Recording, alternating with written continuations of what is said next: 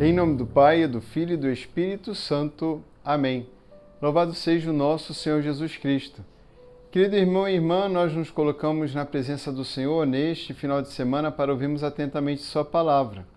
A primeira leitura se encontra no livro de Malaquias, do profeta Malaquias, no capítulo 3, dos versículos 19 a 20.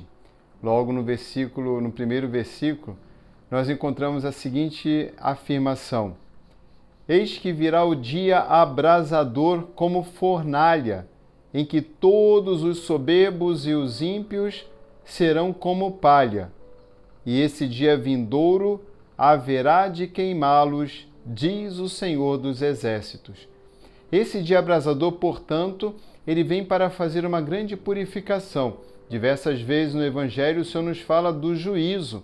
Portanto, não é certo um cristão católico viver como se não houvesse a possibilidade do juízo, como se a misericórdia de Deus não implicasse a consciência do pecado, o seu arrependimento e a busca de conversão. É verdadeiramente a possibilidade de reconhecer o erro e buscar uma vida nova que caracteriza aquele homem e mulher que se abrem e experimentam a misericórdia do Senhor derramada da sua cruz. Porque olhando para o pecado, olhando para a cruz, nós olhamos para o nosso pecado, porque foi pelos nossos pecados, pelos nossos crimes que ele morreu, que ele padeceu, ocupando o nosso lugar. Não existe nada de mais errado dentro de uma falha rasa e até pérfida teologia que quer afirmar que não devemos nos preocupar com aquilo que se passa no coração do Senhor, sendo que o pecado, ele traz tamanhas destruições na nossa vida e também na nossa vida social, de modo especial no corpo místico de Cristo, que é a Igreja.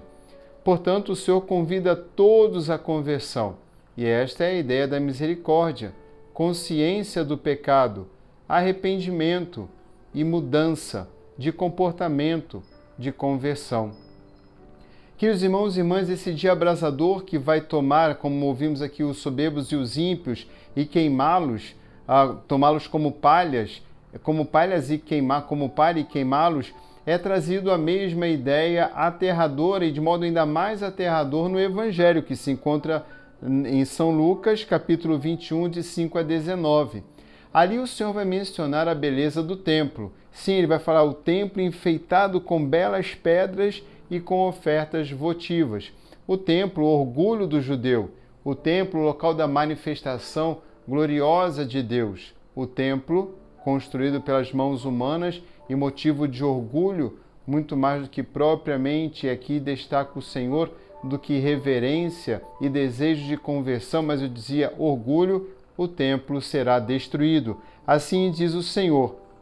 Nós encontramos no versículo 6 o Senhor dizendo: dias virão em que não ficará pedra sobre pedra, tudo será destruído. Dia abrasador, o templo destruído. E o Senhor vai nos trazer ainda a pedido e questionamento daqueles que lhe ouviam, perguntavam: mestre, quando isso vai acontecer? E pediam um sinal para o Senhor para que pudesse estar atentos. Então o Senhor vai dar dizendo primeiro cuidado. E o Senhor vai alertar para todos aqueles que ficam suscitando no coração dos filhos de Deus o medo, a insegurança, o desespero, a aflição. É verdade que o que o Senhor vai descrever é muito sério. Ele vai falar sobre guerras, os sinais, guerras, sinais da natureza, terremoto, fome, peste, sinais no céu terríveis. Isso realmente pode amedrontar. Entretanto, no meio do Evangelho nós encontramos uma partícula muito importante no início do versículo 12. Antes, porém, que estas coisas aconteçam. Infelizmente, nós ficamos muito presos a essa primeira parte, não que ela não seja importante, mas desconsideramos, porque parece ser bastante realmente motivadora de filmes de terror, ou mesmo de filmes de suspense, de ficção científica, toda essa dimensão extraordinária de fim dos tempos. Isso está no coração do homem, poder projetar os seus medos e terrores internos. Não que eles não vão acontecer, Mas como é fácil ficarmos aí, não entendemos o sentido disso tudo. E podemos entender o sentido disso a partir do versículo 12, quando o Senhor nos diz: antes que isto aconteça, logo estejam atentos a isso, sereis presos e perseguidos, entregues às sinagogas, colocados na prisão, sereis levados diante de reis e governadores. Então, toda essa situação de serem entregues, perseguidos pelos próprios pais, irmãos, parentes e amigos e mortos, nos coloca diante de uma situação bastante dolorosa. Presos, perseguidos, julgados, humilhados, entregues, ou seja, traídos, odiados e mortos. E por que isso há de acontecer? Porque o Senhor diz sereis. A quem ele diz sereis? O Senhor diz sereis perseguidos, humilhados, mortos, odiados, vocês que vivem na minha palavra, que dão testemunho, que vivem por causa do meu nome, no meu nome, Jesus. Por causa do nome quer dizer por causa de mim. Pelo amor que você tem por mim. Por colocar a minha palavra, a minha doutrina em prática. Por ser capaz de renunciar às seduções do mundo, da carne e do demônio. Por amor a mim. Por causa do meu nome. E o Senhor vai dizer exatamente por causa do meu nome, porque exatamente nessa situação, então não devemos tanto nos preocupar, vai cair um pedaço do céu, vai ter peste, já começou o fim dos tempos. Não. A nossa pergunta e a ênfase é, como discípulos missionários, exatamente aqui a missão é: estamos sendo testemunhas da fé, porque o Senhor diz: sereis minhas testemunhas, passarão por isso para revelar ao mundo, dar ao mundo e àqueles que vos perseguem a oportunidade de abrirem o coração à conversão, a me aceitarem como o único Senhor de suas vidas. Ser testemunhas de fé, testemunhas do Senhor. E é isso que Ele deseja. E exatamente essa ideia que traz de vivemos tudo isso por causa do Seu nome. Testemunharemos assim em quem cremos, por quem vivemos, a quem nós ansiamos. E olha, devemos considerar como é fácil ter ídolos e substituir outros nomes no lugar único e exclusivo do Senhor e adorar esses outros nomes. Queridos irmãos e irmãs, toda esta dinâmica que nos é colocado tem um sentido.